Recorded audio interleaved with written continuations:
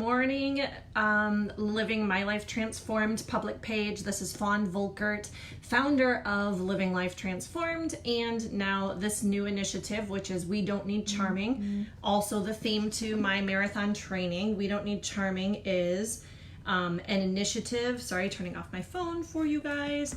It's an initiative that is shedding light on what victims of childhood sexual abuse do need. They don't need charming. So I'm dedicating my marathon training and my marathon race day to exposing what victims of childhood sexual abuse do need so that we can provide the services they need, and to raise awareness and support for my charity of choice, which is Path to Freedom. So hit me up if you want to learn more about that or this initiative, both of which you can learn more about at wedon'tneedcharming.com. So this is episode 4.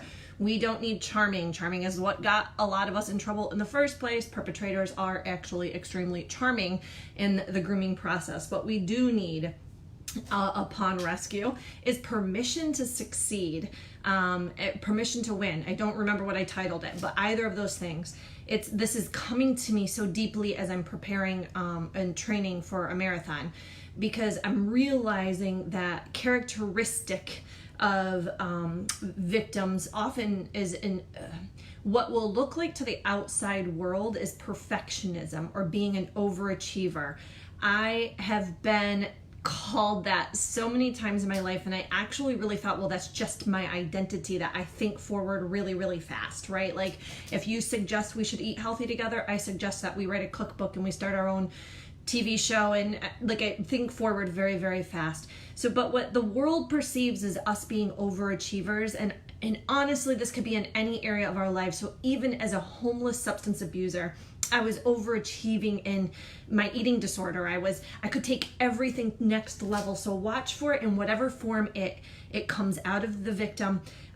What looks like overachieving and perfectionism to the outside world is really, for us, it's a chronic state of disapproval, disappointment, and failure. Right? We've created this unreachable bar that we're trying to achieve. We're trying to reach this unreachable bar, but not really. It's kind of a weird, conflicting twofold. We want to know we belong in the world. We want to know that we're being recognized and noticed. We want to have value, but at the same time, we don't believe that we do, and so we don't really give ourselves permission to achieve.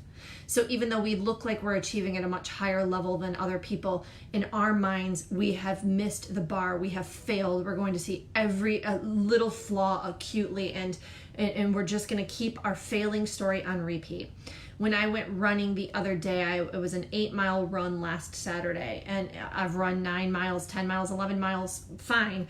But for some reason, the 8-mile was really hard. I left later in the day. My water thing wasn't working, so I was really thirsty, and it was very hot out. It's Florida. It's summer. So I left too late in the day, and whatever excuses I throw out there, it just didn't work for me. That on the way back, I felt like I needed to stop and walk.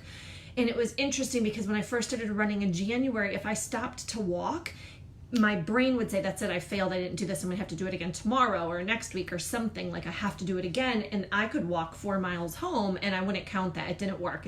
I didn't win, I failed. But this time I stopped to walk and I thought, well, I'll just walk for a minute and then I'll run again. And there's actually a Galloway method of running marathons. People run entire marathons like this and they don't get to the end and think they failed. And I thought, all of a sudden I was like, wait a minute, I have permission to win. I have permission to win when the wind is at my face and I have to stop and walk. And I have permission to win when the wind is at my back and I'm running. And I have permission to win when I'm doing both those things intermediately. So we have permission to win. And so this isn't even just a word to service providers. This is a word to you who are victims out there who have not given yourself permission to win, because you have permission to win. I just want you to redefine success. I want you to redefine win. I want you to just realize that you have permission to be celebrated in the moment you're in right now, with every little step towards the goal, with every step towards that finish line. You have permission to win and you have permission to be celebrated. So just bring that bar down, girls. We don't need to be failures the rest of our lives. We actually have permission to win. I mean, we don't even need it from anyone else. It just, and this is longer than usual, and I'm sorry, but I just want to hone in on this message just a little bit more, because I remember that when I was in high school and I was in PE class and we were running around the track, and in the front of the pack of us girls was the track star, the female track star of our school. And I will never forget her. And I don't know what her story is. It could be similar to mine, but for whatever reason, she had given herself permission to be first place. I didn't. I ran right behind her, right at her heels. And I know I was talking, I was not winded, I had a natural gift, I knew I could pass her, but I didn't think that was my place, that was her place. Like there was something in me that consciously said, you don't belong up there, and I never passed her. Never once. I actually raised this impossible bar for myself when I got drafted into that track team. I raised this impossible bar for myself. I ended up injuring myself and not being able to run at all, and quit. And so I just want to point that out, because sometimes it looks like we're really succeeding, but in our brains we're not, right? We're not giving ourselves permission to just succeed, to just win. And so be watching for that in yourselves and watch for that in your victims, and that's it. But again, shout out to, I have one business sponsor who's invested in my marathon costs and in training, and he's like my 911 coach, and he is an amazing personal trainer. So if you're looking for a personal trainer, shout out to Stan, hit me up in the comments, I can connect you to him.